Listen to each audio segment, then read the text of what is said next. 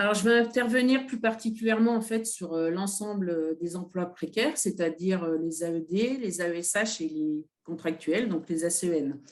Alors, il y a eu une nombreuse mobilisation jusqu'au printemps, justement, mobilisation en lien avec notre fédération, la FSU, mobilisation qui vont se continuer à l'automne parce qu'on n'a pas obtenu les résultats escomptés.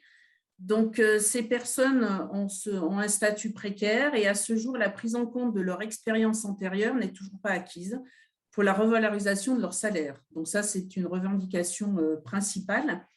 Plus particulièrement concernant les AESH. Alors, il est vrai qu'un décret est sorti au mois d'août avec des grilles indemnitaires, on va dire, un peu plus favorables, mais qui restent quand même en deçà de nos attentes pour que ces personnels puissent vivre dignement justement de leur salaire.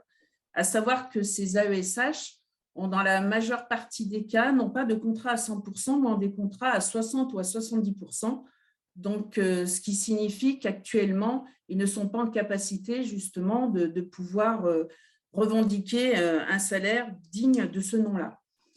En plus d'une revalorisation salariale concernant ces AESH, la FSU, donc notre fédération, revendique aussi la mise en place d'un corps de fonctionnaires qui leur permettrait d'être reconnus comme il se doit, c'est-à-dire à la hauteur de ce qu'ils réalisent, du rôle indispensable qu'ils jouent justement aux côtés de nos élèves en situation de handicap.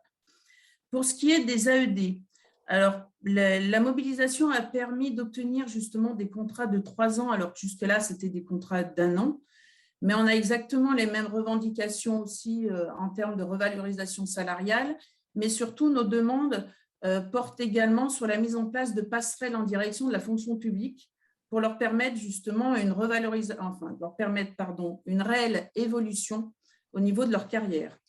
Et puis, les derniers agents dont je vais parler au niveau des emplois précaires, ce sont justement les contractuels, les ACEN, qui en fait, comme venait de le dire Clémentine, bien souvent les contrats sont des contrats de 50 à 70% qui ne correspondent pas du tout aux besoins. Et les besoins, par contre, sont complétés par des heures supplémentaires.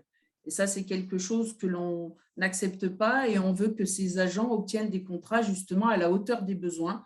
C'est-à-dire que si les besoins sont de 100%, on demande des contrats à 100%.